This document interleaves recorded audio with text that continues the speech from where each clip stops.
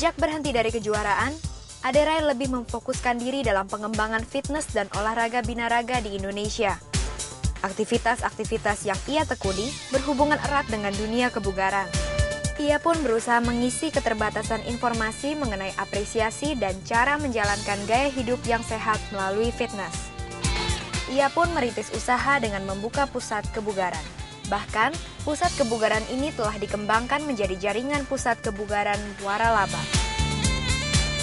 Kejuaraan bukan tidak saya ikuti, saya masih mengikuti tapi lebih kepada sebagai bintang tamu di sebuah kejuaraan. Tapi yang lebih utama seperti saya katakan tadi, prioritasnya lebih kepada pengembangan olahraga dan industrinya ketimbang daripada saya memikirkan diri sendiri mau bertanding terus gitu ya. Tapi sekarang bersyukur banyak atlet-atlet juga yang sudah mungkin adik-adik saya yang banyak sudah menggantikan peran saya di posisi sebagai kompetitif atlet tersebut gitu. Kalau mengelola bisnis usaha itu seperti kayak mengelola tubuh kita sendiri ya. Jadi perlu pendekatan baru, perlu belajar. Saya di dunia bisnis usaha juga masih baru sekali ya. Mungkin ibaratnya kayak orang baru latihan setahun, 2 tahun gitu. Jadi masih banyak trial and error-nya gitu ya.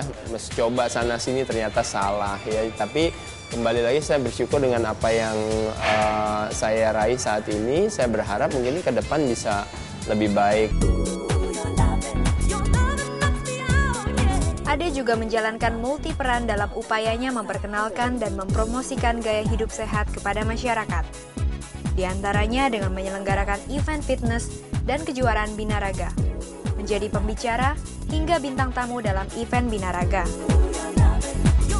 Akhirnya belakangan saya bisa mendapat kesempatan untuk membuat Club Aderai, mendatangkan Gold's Gym dari Amerika dan sebagainya. Begitupun juga informasi dan pengetahuan yang masih sangat terbatas. Makanya kenapa saya bikin sekolah fitness sekarang, saya nulis buku, bikin DVD, video, bikin berbagai aktivitas kegiatan yang berhubungan dengan upaya untuk mentransfer informasi pengetahuan yang pada akhirnya nanti akan mempengaruhi kesadaran masyarakat akan pola hidup yang sehat. Karena fitness pada dasarnya kan adalah kebugaran. Jadi kebetulan memang di fitness ini saya adalah atlet fitness. Tapi bukan berarti fitness itu adalah olahraga kompetitif belaka. Fitness adalah olahraga siapa saja. Nah, informasi itulah yang coba saya transfer atau saya sampaikan melalui media-media yang ada. Ade memang bertekad keras untuk memperjuangkan fitness menjadi industri. Bahkan lewat jalan tersebut, secara tidak langsung, ia juga bisa mencetak atlet binaraga berprestasi. Kalau menciptakan atlet itu saya rasa itu hanya sebuah bonusnya aja. Yang lebih utama itu sebenarnya adalah bagaimana kita bercocok tanam untuk berkebun dulu. Pada akhirnya nanti kalau buah kita menjadi paling enak di dunia gitu atau di Asia itu menjadi satu bonusnya. Tapi kalau budaya untuk menanam atau berkebun itu belum ada, kita tidak punya kebunnya aja nggak ada. Mau nanam nggak tahu caranya. Pupuk apa sih yang paling baik buat supaya pohonnya bisa tumbuh dan berbuah dengan baik. Menurut saya hal itu yang harus kita tackle dahulu. Yang menjadi kendala di Indonesia kenapa olahraganya tidak berkembang itu adalah karena kita selalu memiliki satu mentalitas, kecenderungannya banyak orang dan organisasi olahraga di Indonesia lebih kepada budaya menemukan atau mencari atau bahkan membeli ketimbang daripada menciptakan. Apa yang saya lakukan saya berharap bisa menjadi satu contoh bagi terutama buat atlet-atlet muda ya yang baru untuk dengan kemampuan mereka sebenarnya bisa melakukan peran yang multi itu tadi gitu, bahwa bisa bermanfaat lebih besar lagi ketimbang hanya sekedar membawa nama baik bangsa dan negara bertanding menang gitu. Itu sesuatu yang menurut saya bukan sesuatu hal yang bagaimana. Kenapa? Karena 1 + 1 sama dengan 2. Kalau kita latihan keras ya kita juara gitu. Jadi juara bukan sesuatu yang mengagumkan atau bagaimana. Kalau latihan keras ya pasti juara gitu ya. Justru yang mengagetkan itu mungkin kalau nggak latihan keras juara gitu. Ricky Syamsuri adalah salah satu teman sekaligus anak didik Aderai yang banyak menuai prestasi dari fitness dan binaraga. Pekerjaan Indonesia Open pertama kali saya ikut pesta raga dan di tingkat pemula saya menang kebetulan di kelas 7-15. Setelah itu dari tahun 2000 saya bertanding di Amerika yang namanya kejuaraan event Musclemania yaitu kejuaraan World Natural ya. Jadi memang tanpa obat-obat terlarang, jadi tanpa steroid, tanpa, jadi memang kejuaraan yang sama sekali bersih lah. Ya, sportif dari tahun 2000 sampai tahun 2005 ya. Itu ada juga kejuaraan super body di Miami gitu. Jadi saya udah ikut di internasional maupun di lokal. Di nasional saya pertama kali ikut dari tahun 2000, saya nggak pernah stop. Tahun 2004 saya ikut PON, juara nasional dapat emas juga. Kebetulan kemarin saya juga baru habis dari PON, dapat medali emas juga.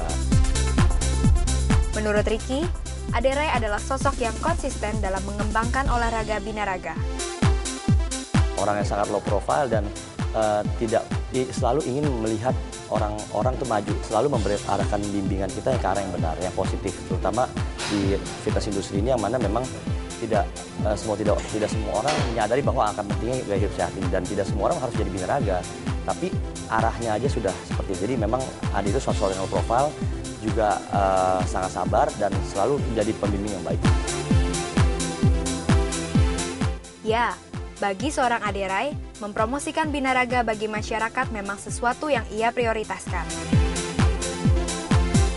Banyak hal memang telah Aderay dapatkan dari olahraga binaraga.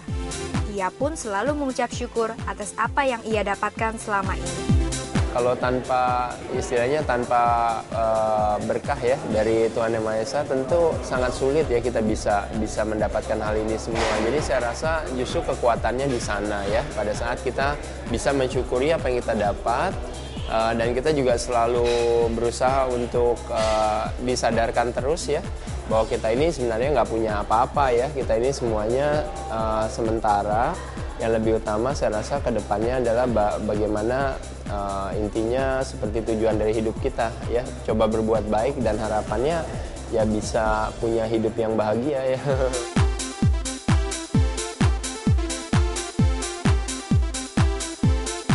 Ternyata menjadi seorang ikon binaraga tidak mudah. Hal itu sama seperti kisah yang dialami oleh Aderay. Nah pemirsa, demikianlah episode Sang Juara kali ini. Kita berjumpa di episode mendatang dengan kisah para atlet lainnya. Terima kasih atas perhatian Anda, salam Sang Juara.